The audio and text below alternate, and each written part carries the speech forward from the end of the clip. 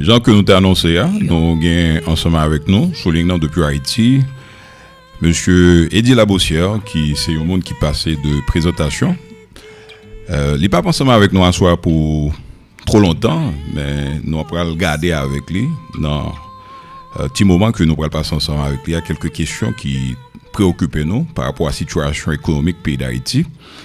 Monsieur Labossière, bonsoir et nous remercions du fait que vous mettez disponible pour nous assurer. Ok, bonsoir mon père et bonsoir à tous les auditeurs de la radio. C'est ça. Et pas trop longtemps de cela, nous avons nos commentaires côté fait par rapport à une décision que le gouvernement a annoncée. Et c'est par rapport à... Alors, je dis, donc, à tes plates, crédit à tes plates. Et le map li réaction là, donc, j'ai comme impression que décision ça, que administration Moïse en prend, donc, c'est une mesure qui, loin pour que l'était capable de résoudre problème que la population haïtienne elle-même n'y a vécu. Donc, nous avons maintenant de plus sur question ça. Bon. Question que le gouvernement essaie d'attaquer, c'est une question d'acadie fondamentale et que c'est pas une petite question simple liée. Parce que je dis, si l'économie haïtienne n'a pas tout problème que nous gagnons, mon économie côté capacité de production parce que le déjà à zéro, mon économie côté mon et pour les besoins de consommation, il y a importé 80% de biens et services consommés dans le pays. Donc, si l'économie est sous la gabe comme ça, elle n'a pas produire. Voilà qui est évident. Ce qui est évident, c'est que l'investisseur n'a pas joindre le crédit. Parce que dans l'économie, surtout dans l'économie capitaliste, c'est d'abord le crédit pour investisseurs jeunes, entrepreneurs en général. Il n'y a qu'à faire un investissement. Il leur fait un investissement, ça. On va créer bien, on va créer des services. Donc, on va battre ça les croissance économique et en même temps, on va battre la création d'emploi. Je dis à si l'économie haïtienne est vraiment dans une situation d'agonie, je dire, si son économie est en faillite, c'est parce que pas de crédit. Donc, toute initiative qui consiste à augmenter l'offre de crédit dans l'économie sont bonnes initiatives. Tout le monde fait pour applaudir parce que et lorsqu'on regarde de près le marché financier haïtien, on voit son bagage qui est vraiment quasiment inexistant. Parce que dans l'économie, il faut gagner un secteur financier pour financer le secteur réel. C'est-à-dire que le monde qui produit bien et services, on ne peut pas faire ça en Haïti parce que les banques haïtiennes ne donnent pas de crédit. Vous comprenez? Évidemment, il y a une raison d'avoir crédit à tout. Parce que il n'y a pas vraiment d'informations sur le demandeur de crédit. Moi, par exemple, que des gens en Haïti, j'ai carte d'identité. Imagine, on va aller mon crédit sur une carte d'identité. Et puis, il y a l'autre. Et c'est des gens qui ont des difficultés pour identifier. C'est pas par hasard non plus que l'économie haïtienne sont économies qui en donnent partie, surtout dans l'informel. Au monde qui l'a informel, eh bien, la difficile pour identifier. Par conséquent, c'est une personne très risquée au pas de crédit. Donc, un gros problème crédit dans l'économie. Donc, toute tentative, toute approche, tout ça qui fait tout à permettre que mon volume de crédit en économie est bon.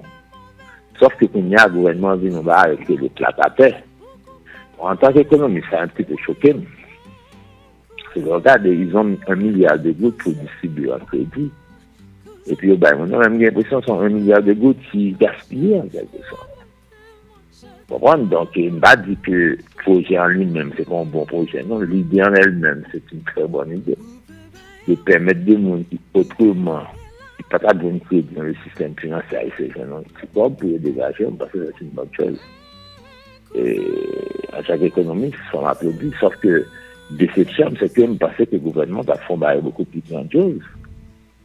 Plus grandiose, nous ne pouvons pas faire les gens à faire là. Nous va faire d'une façon d'acadien ou professionnelle, et nous va faire d'une façon homme d'État sauvé, qui prend une importance crédit, côté nous va pas créer d'un côté un fonds d'investissement Pour battre tout projet qui est rentabilité économique, financière, sociale, environnementale, crédit. Et ça, c'est des crédits que maintenant, chaque payant a un intérêt, ça va au intérêt du marché. Et ensuite, il a fini que les fonds d'investissement, ça, un premier fonds, d'avoir créé un deuxième fonds. Le deuxième fonds déclaré, un fonds de solidarité nationale. Et que les enfants, ça, au cas financer petit projet, ça, le gouvernement a financé. Et au total, maintenant, on a un intérêt très faible, mais sauf qu'on peut avoir le démarrer avec 15 000 gouttes, 50 000 gouttes, parce que tout le monde qui a démarré en entreprise, je dis à 15 000 gouttes, 50 000 gouttes. Même s'il a 15 000 $ américains ou 15 000 euros, pas capable. Bon, donc c'est là qu'on est un petit peu choqué. On dit, voilà, 15 000 gouttes, 50 000 gouttes, c'est non-activité. Ouais, c'est misère que vous voulez gérer. Et probablement, après 2-3 mois, il va le manger comme ça, il va même pas remettre là. Comprendre? Donc, on va faire que le gouvernement a des fonds efforts pour structurer, ça me déclarer le marché du crédit en Haïti qui quasiment n'existe pas parce que les banques ne donnent pas de crédit. C'est seulement 15% des dépôts que le monde fait que sous forme de crédit, alors que dans un pays normal, on peut dépasser 60% des dépôts des clients à la banque sont donnés sous forme de crédit à l'économie. Donc, ça à peine 15%, le système bancaire haïtien. Et là, 15%, le plus souvent, les ennuis, c'est peut-être tout. Donc, je dis, pendant la page, il n'y a pas vraiment un secteur financier qui a financé l'économie haïtienne. Donc, on pensait que le gouvernement a saisi l'occasion, ça, pour lui créer un véritable fonds. Parce que la République dominicaine, par exemple, je veux dire, qui est occupée économiquement, il vaut des bagages que le produit, non.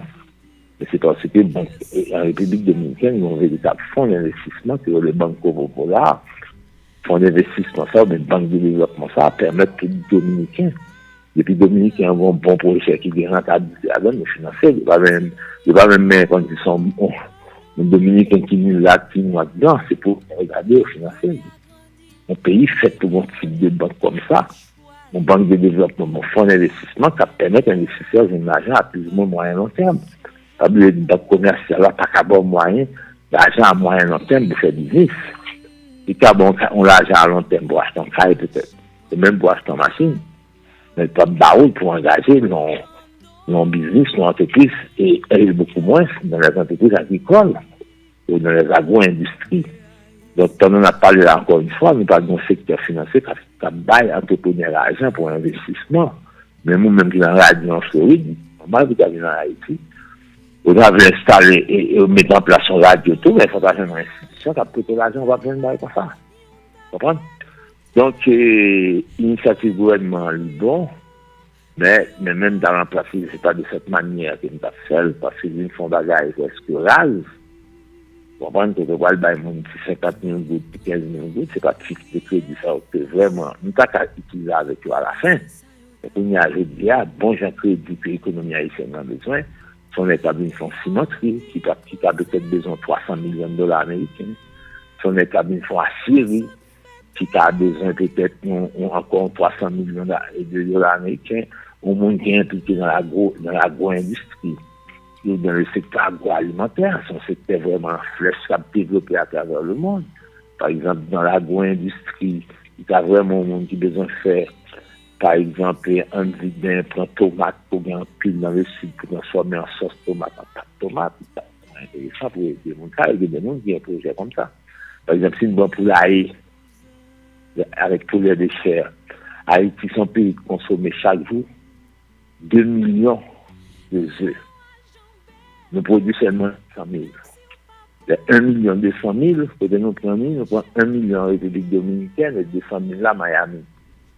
Mais ça fait un temps là que nous pas bailler les entrepreneurs haïtiens pour lui produire 800 000 œufs par jour et produire exactement, si vous voulez, les 2 millions qui correspondent à la consommation journalière de la République d'Haïti.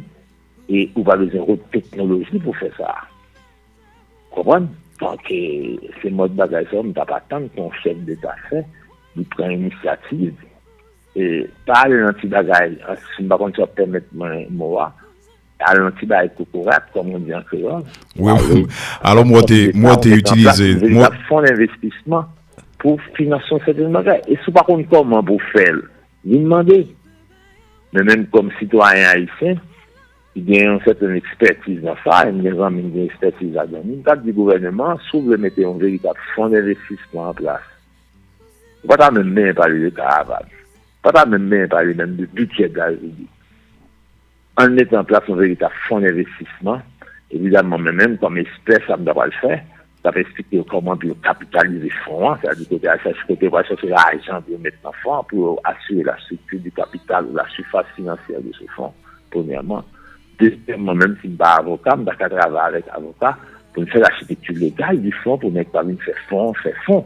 Parce que le secteur qui est bancaire, il ne va pas tolérer revenir avec un fonds, non, parce que le secteur plus haïtien n'accepte pas de la concurrence sous quelque forme que ce soit. Il va avoir les pieds et mains. Puis le fait fonds, ça n'a pas démarré. Et s'il arrive à démarrer, probablement, il pourra le mettre en faillite parce que c'est au seul mode pour se le marcher. Vous comprenez? Donc, c'est mode bagage, on pense qu'il va pas être comme une initiative. Donc, bon, je trouve un petit peu déçu. Le fait que c'est petit bagage qu'on va le faire. Et que, évidemment, pour être honnête, il y a des gens qui bon pour eux, oui. Il y a des gens qui n'ont pas de possibilité à une prêter, des gens qui n'ont pas de tête de vous faire gros projets. Ils prennent 15 000 gouttes, peut-être que par prendre 15 000 gouttes ça, puis faire à 400 pour vendre la caillou. Ils vont prendre 15 000 gouttes ça, puis faire changer pour peuple la population manger dans la rue, bien que 15 000 gouttes là, ça va faire. Vous comprenez? Donc, je ne pas dire qu'il pas fait rien du tout, non. Mais il y a des gens qui ont dit, ça ne va pas faire la différence. De toute façon, hommes d'État sont hommes d'État, il faut entrer dans l'histoire de ce pays. Et comme monde qui finalement permet de payer en tout cas une bonne partie de la population sortir de la misère. Et qui projets ça aussi, c'est des projets. Et à tes plates, ça, c'est des projets. Il n'y a pas de problème d'après à tes plates, non, institutionnaliser la misère. Donc, un chef d'État fait tourner des visions grandioses pour lui-même et pour le pays. Et ça m'a parlé là, c'est deux projets, c'est deux fonds. D'abord, un fonds pour des gros projets crédits, avec un fonds national un fonds national cabinet des mondes, comment? Ils font ça, vraiment, c'est peut-être le gouvernement de l'État avec des experts, comment on peut mettre en place. Parce que le Fonds national de solidarité a vraiment aidé. Les gens viennent les projets, mais pas de gros cob. Vous êtes apprêté avec un taux d'intérêt bonifié de 3-4%, mais on ne peut pas dans 50 000, on ne peut pas dans 50 000, on ne peut pas dans 15 000. Donc, nous sommes à commencer à partir de 500 000 $. Puis, on fait un projet plus ou moins valable, avec un taux d'intérêt très faible. Vous comprenez? C'est ça. C'est pas ça qui fait. Mais si on prend une ligne de crédit 1 milliard de gouttes, on va mettre la discussion de définir pas normal tout. Pas qu'à des on va comme ça. On va vous faire ça prix, on va comme ça, faut faire un environnement légal, il faut faire un loi pour lui. OK. T'as rien loi, t'as rien. Finalement, il y a 1 million de gouttes, pour pas le traiter le monde. Ça fait sens. Il y a des gens qui vont dire c'est voleur de voler comme là, même ça a bien raison. Même si vous même intention était bonne, c'est pas bien l'idéal voler comme, vous voulez tout comme là. Ou bien là, mais c'est parce que je n'ai pas vu la dimension légale d'un million de gouttes là, comment on va le dépenser, comment on va le gérer, lui, qui est si pour agir tout, critère, il y a des gens qui n'aiment pas qui se négocient, c'est mon grand même parti politique avec eux, pour agir 15 000 gouttes, 50 000 gouttes là, vraiment. Donc il fallait faire ça en tant qu'homme d'État d'une façon beaucoup plus professionnelle. Moi, je dois être président qui est dans la logique ministre commerciale. Parce que c'est une dans la place. Et au bien conseil président, du président, pas en bas ça, on chita ensemble avec les différents secteurs du pays. Nous créons un véritable fonds d'investissement pour tout projet rentable, un investissement. Parce que de la banque, on pas quelqu'un qui a demandé l'argent à la banque, pas l'argent premièrement. Et deuxièmement, on a créé un fonds d'investissement ça. On a créé ce fameux fonds national pour tout le monde venir, vous comprenez? Et l'argent, les petites bourses en particulier. Voilà comment, moi-même, mon question. Deux fonds, un fonds national global pour les gros projets et un deuxième fonds de solidarité avec nos frères et nos sœurs qui sont très fortunés et qui ont peut-être besoin de 250 ou 300 000 € pour faire activité plus ou moins rentable, à un taux d'intérêt très faible. Bien que le premier fonds en tout, le taux d'intérêt est faible, il va dépasser 10%. Côté la banque, là, en 16, 17, 18%, nous ne pas dépasser 10%, parce que c'est un fonds d'investissement. On va vraiment viser et gros profit dans le bancaire, parce que si on sait qu'en Haïti, qui a bien mené, c'est le secteur bancaire. C'est le secteur qui a mené en Haïti. Secteur touriste, et secteur hôtelier, ça mené tout, mais avec toute crise qui vient de passer là, ce qui fait que à peine s'il y a des hôtels qui ont un taux d'occupation aujourd'hui de 40, de 50%. Il n'y a pas rien qui dépasse 50%. Les hôtels ont dégagé, mais vraiment, secteur aujourd'hui, ça fait l'argent tout le monde en pays d'Haïti. C'est un secteur qui théoriquement n'existe pas, et pourtant, c'est lui qui a fait l'argent. C'est le secteur bancaire. Et moins du secteur, ça théoriquement pas exister, parce que le rôle d'une banque, c'est de faire l'intermédiation financière. L'intermédiation financière veut dire que je viens déposer l'argent à la CARI, prendre l'argent, ils sous forme de pays. Les banques haïtiennes ne font pas ça. Ils font autre chose que ça, parce que là-bas, ils crédit. Ok, donc c'est ça. Donc, bon, on a souhaité que dans la gestion, 1 milliard de gouttes, ça vient démentir. Parce que je ne suis pas vraiment là pour me parler au gouvernement mal. Par contre, je viens démentir, je suis content que moi, 1 milliard de gouttes, ça soulage misère sur le moyen long terme. Parce que le sentiment que j'ai en pile, je vais 15 000 gouttes avec 50 000 gouttes là. Dans un mois, 2 mois, 3 mois, je suis de manger lui. Je suis de retour à la salle du départ avec les mêmes misères, le même niveau de pauvreté. Je me souhaité que ça me pensait pas ça que fait. Et que mon effectivement, le rentabiliser pour commencer à retirer mon misère, parce que des propres mon misère en Haïti, près de 7 millions d'Haïtiens sur les 11,7 millions qui sont en situation de pauvreté, de pauvreté. Donc, quelle que soit action qui tente de retirer la misère, parce que vous faites pour applaudir, on va faire pour critiquer lui, sauf que je pense que le gouvernement est à protection dans l'autre dimension, un petit peu beaucoup plus noble, et de créer encore une fois le fonds d'investissement pour tout le monde, sans distinction, par un coup de la donne, par un rachat d'année. Pas gros son, bon, c'est en haut, bon, c'est petit de salle, mais c'est petit pétion, j'ai pas réussi à pas, ils amènent mon autre côté. Vous voyez, mais nous avons un projet intéressant, essayer au bal comme là. Et va dire que là, comme là, il va faire investissement, va dire, là, c'est investissement, il n'a pas été important, investissement, il va le bord de bagages. Il y a des débat, qu'on a n'importe de la République dominicaine, n'a pas n'importe lui. Donc, il faut de la suspendre déprécier, parce que, bon, puis là, pour nous acheter des produits dominicains encore, c'est là qu'il a fait localement, vous ne l'avez pas possible qu'on souffre, parce que vous avez depuis plusieurs années déprécié. Et dans la dernière séance, ça a aussi régulièrement déprécié, d'un côté. Et en même temps, tout, investissement, ça va pas créer un emploi dans l'économie, parce que c'est pas une économie qui crée suffisamment d'emplois. Au contraire, c'est une économie qui tue les emplois. Qui me dit ça, c'est une économie qui tue les emplois, parce que là, pour le secteur textile, dans les années 90, il y a 180 000 emplois. Je dis à peine, s'il y a 45 000, malgré tout effort fait, malgré tout un petit peu dit, donc passer d'Haïti open for business, on est revenu au noir, et finit par venir au business, vraiment. Donc, c'est une économie, au lieu de créer des emplois, qui tue les emplois. Alors qu'au même côté, il y a une économie qui a vraiment, c'est le plein emploi aux États-Unis. Il y a des gens qui ont cherché des gens pour travailler avec aux États-Unis, on va pas faire non, comme ça. Il y a des entreprises aux États-Unis. Et si tu n'es dans ce service, tu n'as pas qu'à travailler 7 sur 7, non? Là, donc, tellement l'économie a bien marché. Donc, au grand plus chance, sur l'économie a bien marché. Par contre, si même il y a tout de mieux, l'économie n'a pas marché. Voilà. C'est ça. Alors, moi, le partage ensemble avec un série de données et qui datait depuis 2015, on t'a dit. Là, par exemple, secteur touriste là, 75% là-dedans. Alors, le monde qui visite le pays d'Haïti comme touriste, ils sont aux États-Unis. 85% de l'exportation pays, donc il est allé aux États-Unis. Plus que 67% de l'importation que nous faisons, donc les sorties ou bien en République dominicaine ou bien aux États-Unis. Presque 95%. Pas oublier encore une fois, nous disons que c'est depuis 2015. Données ça. Et ça, c'était là maintenant, Petro-Caribé. Donc 95% pétrole que nous avons consommé, il était sorti au Venezuela. Et 90% 10% ou bien 95% source de financement externe, investissement public, c'était là, font ça que eux-mêmes, ils étaient sortis. Je vais poser plusieurs questions par rapport à données ça. Mais première question que je vais poser, d'abord, c'est qui ça tableau ça, les traduit pour eux-mêmes? Qui compréhension de tableau ça par rapport à concentration de choix économiques stratégiques ça?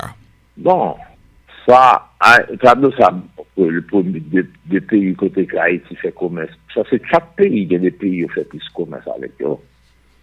Comprenez, par exemple, et même la République dominicaine, deuxième partenaire économique de Haïti.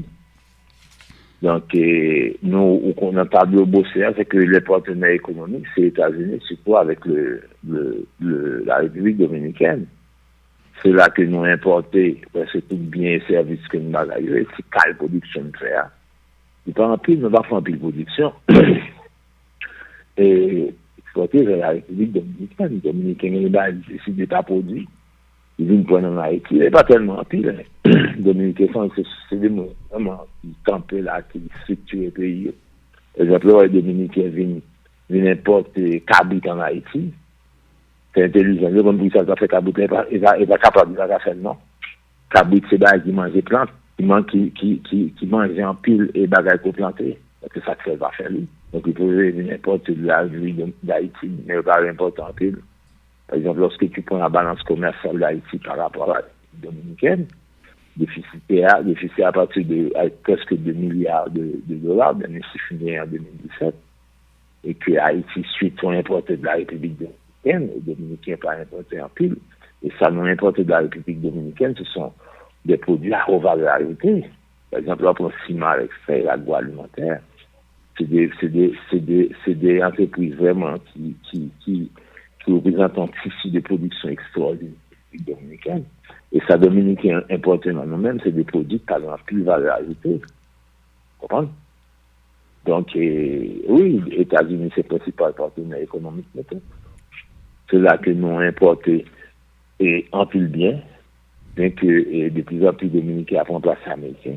Et c'est là que nous exportons, par exemple, lorsque tu vois les exportations haïtiennes, c'est le textile. Parce que nous exportons, on exporte longtemps, on est petits.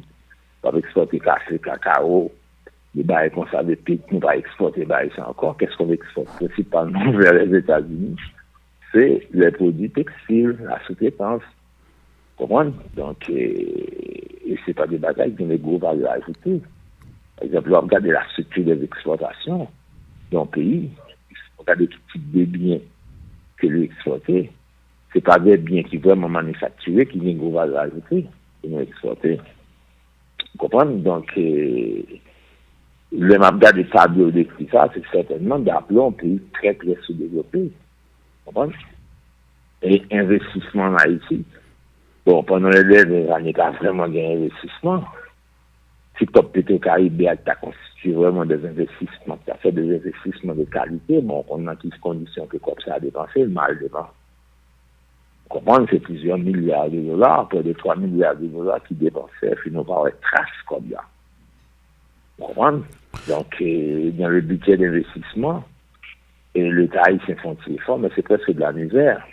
C'est l'argent que nous recueillons de la DG et de la douane, c'est plus pour alimenter et des fonctionnements, pour faire fonctionner l'administration publique, et encore quel fonctionnement.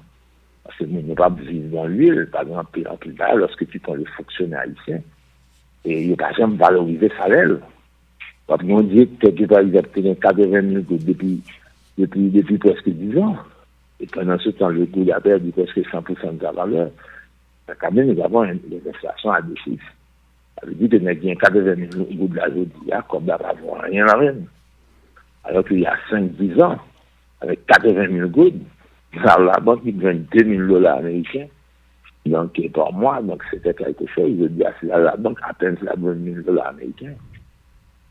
On comprend, donc tableau fiscal, bon, moi, ça a refait un petit peu bien que un petit peu pas up-to-date, pas actualisé suffisant, mais ça traduit vraiment que nous sommes un pays dépendant.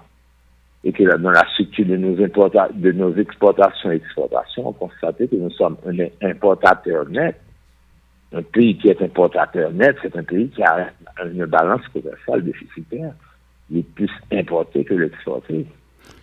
Alors, sinon... Parce que notre balance commerciale est déficitaire, non seulement par rapport aux États-Unis, mais aussi par rapport à la République dominicaine. Donc, nous sommes pays par produit. Le nombre qui a vraiment intéressé, le regard de la structure d'exportation haïtienne, on va pouvoir son bail a baissé d'une année à une autre, et que nous n'avons pas été capables d'augmenter notre capacité de production. Et pourtant, on a un bon pays qui a plein de production, là, mais nous. Là, pour tout petit pays, la Caraïbe, qui recevoir plus de touristes, mais à plein de production, là, mais nous, il a revenu là, du bon sort, il y a vraiment, si il y a un site, vous voyez, si il y a une aubergine, vous voyez, si il y a du riz, vous voyez, il y a besoin de plus, parce qu'il y a recevoir plus de touristes, Bahamas recevoir plus de touristes, c'est bien content. Au lieu de voir votre people, nous faisons nos travail en Haïti, vous comprenez? Et puis, vous production d'ailleurs, parce que ce n'est pas des pays qui sont vraiment très bons, mais la production agricole, les touristes, c'est faire touristes à manger, vous comprenez? Alors, donc, le tableau professeur... que tu viens de décrire là, c'est un tableau parce que tu dis que nous sommes un pays en faillite. Mais voilà. OK. Alors, si nous avons prêté sous tableau à professeur Labossière, et ou pas quoi, il y a une nécessité pour que nous diversifier partenaires économiques nous? Bon, pas partir dans tout le bagage ça. Nous avons commencé à faire. Si vous me prenez diversification, c'est augmenter et diversifier la production. Nous n'avons pas de production. C'est un pays qui se meurt. Il ne faut pas perdre du lit. Il ne faut pas perdre du lit. Vous comprenez? Et pourtant, le pays a grand plus de richesse, ça. Donc, il faut un pays à disparaître là maintenant. Vous comprenez? Bon, pas rentrer dans le top d'État, mais c'est un pays qui se meurt. On va diversifier pour faire croire que vous n'avez pas de production. Vous comprenez? États-Unis, t'as rien pour un paquet de production là, non? Même la loi qui permet de nous exporter vers les États-Unis, ils ont éliminé les barrières tarifs. Non tarifaires, on peut exporter vers les États-Unis sans payer les droits de douane pour les produits textiles et certains produits pièces machines. Même pas arriver à absorber quota que va nous. Vous comprenez? Ne pas arriver à mettre en place suffisamment de parcs industriels. Vous comprenez? Pour nous venir dans le parc industriel de produits pour exporter. C'est-à-dire qu'avantage tarifaire, ça, que les États-Unis, nous, même quand nous profiter à 20 ou 30%. Parce que nous n'avons pas de capacité de produire, donc comment diversifier? Un bon pays qui a une production haïtienne, nous ne sommes jamais au rendez-vous. Par exemple, même le café haïtien, si on pouvait retourner avec ça, nous ne sommes pas capables. Donc, même dans cette situation, nous commençons à importer café. Et on ne peut même pas parler de diversification. On va parler de diversification si tu avais vraiment quelque chose de substantiel à offrir. Mais ça, il y a un regard de substantiel. Café là fini. Cacao là, il y a 2-3 petits cacao, mais pas en pile. Parce que les blancs viennent prendre mon avec conteneur qu'il y a dedans. Parce que les gens ont même c'est peut-être 2-3 bourriques. Chaque paille bourrique plein de cacao capoté, alors que mon a plusieurs conteneurs, des bacs qui viennent chaler. Donc la production n'est pas là. Vous comprenez? Oui. Donc, on ne peut pas diversifier parce qu'on n'a pas de production. Voilà. OK. Dans le commencement années 80, alors, il y a un ensemble de mesures que nous prenons pour que nous libéralisions donc l'économie pays. Et ça, c'est un modèle que deux institutions que nous connaissons très bien, qui c'est Banque mondiale ensemble avec FMI, toujours imposé à une série de pays. Est-ce qu'on croit jusqu'à présent, donc, pays d'Haïti, donc, n'a payé conséquences de choix ça, que nous avons fait des années de cela? Bon, n'a payé conséquences sur l'ensemble de choix qu'il fait. C'est pas d'abord politique. Et c'est pas d'abord économique, c'est surtout les choix politiques. Comprendre? Parce que pas oublier que dans un pays, si politique n'a pas marché, l'économie n'a pas marché, parce que l'économie dépend de la politique. S'il y a une stabilité politique, mais l'économie n'a pas qu'à développer. Donc, il n'y a plus de problème si on prend l'approche pour prendre.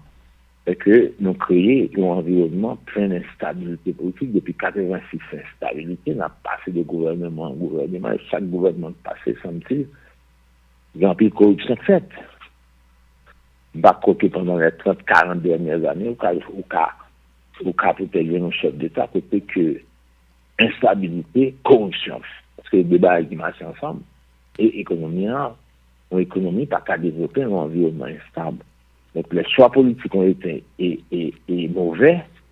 Donc, l'économie n'a pas qu'à développer. C'est pas tellement. Bon, il y a des gens, il y a dans la littérature, qui dit que bon, qu'il y a des bagailles, Banque mondiale, Fonds monétaire international, qui viennent obliger de libéraliser, mais quand on va libéraliser, Il y a quel soit modèle économique qu'on prend, il y a avantage et inconvénient.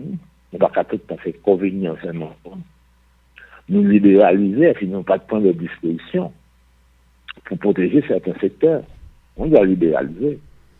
La libéralisation, une sorte de libertinage. Comprendre, c'est pour une libéralisation bien comprise. Côté il a dit, bon, on a éliminé les barrières tarifaires, non tarifaires, et éliminer les productions qui parlent des problèmes, donc on a protégé tel bagaille. Comprendre? Donc, on a dit aussi, on peut libéraliser, dans le côté négatif de la libéralisation, ça fait une barrière, côté positif là. Comprendre? Donc, de toute façon, nous avons des mauvais choix qui ont été faits. D'abord, les choix politiques, nous avons arrivé à mettre en place un gouvernement stable, c'est toute la journée on a fait coup d'État, mais côté on a parlé, nous arrivons dans le coup d'État. Lorsqu'on a envoyé le président Aristide, pas bien comme c'était une raison, c'est pas bien raison, mais puis il y a les bacs qui fait. Si M. Militaire qui fait coup d'État à Aristide, il fait plusieurs plafonds monétaires. Plafonds monétaires font paquet l'argent en gouttes. Et puis, il n'y a pas pour voir qu'on met gouttes là dehors. Un paquet de gouttes dehors, gouttes de la ligne dépréciée. Ça compte l'autre zèle, voir ce qui fait l'administration publique là. Tout le gouvernement, vous comprenez? Donc, bon, je ne vais pas rentrer en détail, je vais dire Internet, mais ça va être évident.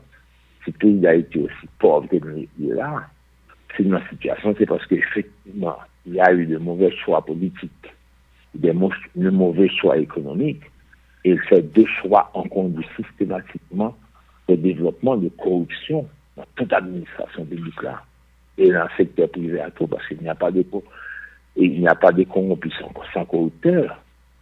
C'est corrompu dans l'État, corrompu dans le secteur privé. Donc, c'est corruption, tout ça n'a pas l'air. C'est pas tellement les choix économiques ou les choix politiques, non. C'est la corruption liée avec l'instabilité.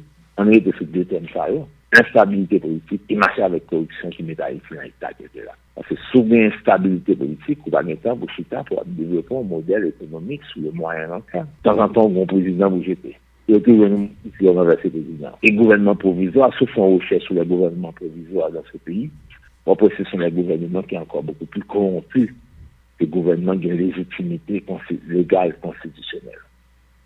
En fait, ne pas vraiment faire recherche sur ça en Haïti. Comprendre? Donc, nous avons fait de mauvais choix. Et nous sommes toujours inscrits peut-être dans l'instabilité politique qui accompagne de grande corruption. Et c'est ça qui mettait nous dans l'état de corruption. Si pas bien toute corruption, ça vous fait dans l'État, et nous, chez Haïti, c'est quand même au moins au même niveau de développement économique et social. Et si tu regardes l'histoire des grandes fortunes en Haïti, il y a une bonne partie de grandes fortunes, mais c'est dans l'État, d'une manière ou d'une autre, qui n'est pas passé au point comme ça. Donc, il y a un cognac par l'envoler encore. Donc, ils sont devenus des gens respectables. Parce que comme ça a volé depuis au début du XXe siècle. Il a très bien investi et puis il y a peut-être gros capitalistes. Vous comprenez?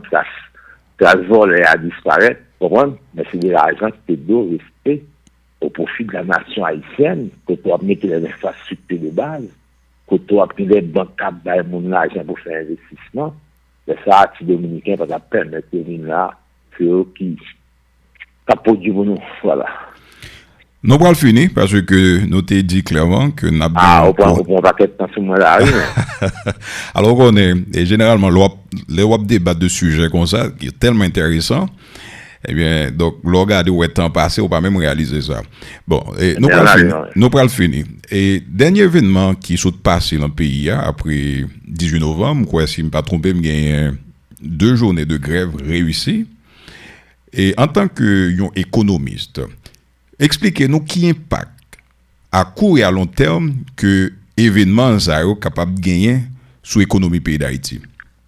Oh, impact vraiment, ce sont les impacts négatifs. C'est tout le monde qui dit. Oh oui, depuis qu'il y a une grève de 3 jours, là, on a les cas de pas rentrer recettes. C'est sûr. Vous comprenez? Donc, si vous ne pas rentrer, ça peut passer à l'État, bien moins score dans la poche. Il faut que l'État dépense. L'État a dépensé la bénéfice budgétaire, alors c'est pas grave, c'est fait. Et il y a un phénomène très particulier à Haïti, depuis qu'il y a un déficit budgétaire, qui est-ce qu'on doit payer ça, c'est la population, dans le sens que le bout de la va le déprécier. Parce que là, il y a un déficit budgétaire, c'est déficit, ça, c'est banque centrale. Parce que là, il y a un déficit, pas un déficit au fond, non? Parce que faut qu'on on y paye quand même. Et mon qui paye en Haïti, c'est banque centrale. Et banque centrale doit gagner l'argent reporté, ça. Ils prêtent monnaie, ils font l'argent. Ils monétisent le déficit. Et elle monétise le déficit, ça veut dire que les banques centrales mettent un paquet de dans la circulation. Donc, ça va pas créer des problèmes, il va le déprécier, chaque fois, c'est presque 76 gouttes pour $1, et chaque séance va déprécier. Premièrement, et deuxièmement, gouttes qui en circulation fait que l'inflation augmente dans l'économie. Vous comprenez? Donc, il y a deux gros phénomènes. Et tout type comme on nous goût, par exemple, je dis qu'on y a soit bon, aux États-Unis, dans le monde, on se gouttes d'or, par convertir en dollars, mes amis. Son paquet, son panier là, de gouttes pour côté, vous avez quelques dollars américains. Donc, ouais, là, ça toute population qui est victime 2 ou 3 jours de grève. Et il y a l'autre facteur encore, il y a plus d'incidence. On doit prendre sur l'emploi, par exemple, il y a des gens dans le secteur factory qui ne peuvent pas passer sous-traitance. C'est des gens qui recevoir des donneurs de dollars à l'étranger, qui ont fait telle production pour eux, il y a plein de production. Après, les gens ont dit, bon, t'es une grève, nous ne pas faire production, les gens n'ont typé sur eux-mêmes. Il va pas faire production encore. Donc, entreprise, ça, il va obligé de révoquer mon parce que mon va une commande dans l'étranger. Donc, c'est un bagage qui crée non seulement l'inflation, non seulement l'entraîner de dépréciation de là, mais fondamentalement, c'est un bagage qui crée le chômage. L'autre côté, il va essayer le chômage parce que mon n'a pas faire confiance, il n'a pas assuré son même. Alors que production, la brûle aux États-Unis, et puis souvent au Canada, et même en Europe. Donc, entreprise saoudite, c'est n'importe qui. Il y a un paquet d'incidents encore, il y a énorme. Vous comprenez? Il y a des incidences, il y a de petites incidences qu'on a rencontrées. L'État a un gros problème, par exemple, plus gros problème, l'État va gagner, alors c'est encore sur les finances publiques. Là, pour l'entreprise, il fait 3, 4, 5 jours de travail. D'accord? Et au bon taxe, qui est les taxes sur chiffre d'affaires. Chiffre d'affaires, chaque jour, vous faites.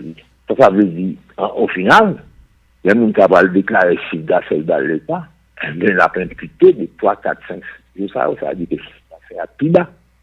Les taxes, ça sont taxes à valeur, sont pourcentage lié, donc si le chiffre d'affaires est plus bas, il va payer moins de taxes, l'État doit moins s'entraîner dans la caisse. Donc, incidence, il y a un paquet d'incidences. Ils ont joué 2 jours, 3 jours grève. Un doit, par exemple, le secteur informel. Mais ça, c'est vraiment la catastrophe pour nous. Ça, bon, pas que peut-être on même de d'ailleurs, par contre, bagaille ça ou bien, il y a un monde qui est en diaspora, bon, pas que pour nous en Haïti comme on vit, c'est au jour le jour vivre. Je dis à mon nom, un petit business, ça le vend. Supposons que le vend, on dit le vend pour 200 gouttes, et bien, sinon, 200 gouttes, ça, je dis à vous manger. À tout petit. Parce que je laisse ça pour renouveler le stock. Si nous sommes capables de faire le vendre, et bien, il va gagner 200 gouttes à manger. Parce que c'est chaque jour, vendre un petit bagage, ça le vendre dans le mois, tu la donnes de manger, il vient à petit l'école, laisse pas le renouveler le stock. Mais chaque jour, parce que tu gagnes le de temps dans la sans manger. Donc, on a une dimension tragique, qui est longueur là. Indépendamment de ce qu'a fait des ordres, la police a mouru, gaz lacrymogène, a tiré des gens qui a mouru même, mais dans la dimension tragique, que les gens ne parlent pas. C'est le fait que mon avec la Cali, pas qu'à vendre, dans le secteur informel. Et c'est petit business, nous là, c'est petit business, jeudi là, 4 dans un cob, et ça, comme ça, pour prendre mon là, dans le manger, et bien, nous refaire business là. Donc, la fait même, ça, 3-4 jours, dans la Cali, on se remet que dans 3-4 jours, tant qu'il n'y a pas manger. L'autre incidence que grève se regagne, c'est la dimension psychologique du marché. Et pourtant, dans la période de grève, ça y est, 2-3 jours, même si tu as la taille, il y a des gens qui ont tout le monde est pris. Tout le monde est pris. Donc, les prix ont augmenté, indépendamment du fait que le bout de prix, c'est une inflation dans l'économie. Ça sont leur inflation dans la rue. Je prends la dimension psychologique du marché. Nous n'avons pas été la bien difficulté pour renouveler le stock, mais tout profiter, monter prix. Parce que l'elle va renouveler le stock, il connaît qu'il va demander le prix supérieur. On appelle ça le prix de remplacement. Il ne va pas garder le prix de revient marchandise, on garde le prix de remplacement, le prix de monter prix. Donc, en gros, au point de vue économique, au point de vue microéconomique, au point de vue macroéconomique, grève ça, c'est vraiment des grèves qui mettaient pays à économie en citoyen dans des mauvaises situations, dans des situations de misère. L'économie haïtienne, c'est une économie qui brasse à peu près 1 milliard de gouttes par jour. Chaque fois que bon jour fermé, mais c'est un jour de perdu dans l'économie. Voilà. Par contre, c'est bien répondre à la question. Non. Moi, je crois que non seulement répondre, mais on peut un peu l'élément qui est assez intéressant pour nous-mêmes. Alors, dommage, c'est que nous ne sommes pas capables de faire plus encore. Nous avons bien aimé ça. Ouais, c'est vrai. Mais nous souhaitons que nous gagnions parce que je crois que nous sommes professionnels dans la question et à chaque fois que nous recevons ou aider à comprendre la question au mieux. Et donc, nous apprécions ça, nous remercions et nous souhaitons passer c'est un plaisir. Oui, donc plaisir là, c'était pour nous-mêmes. C'est ça. Donc, souhaitons passer une très bonne soirée, professeur Laboussière. Donc, m'espérons la prochaine fois, d'accord? D'accord, merci. Merci bien. À la prochaine. À la prochaine, merci bien. D'accord, bye bye. Bye bye.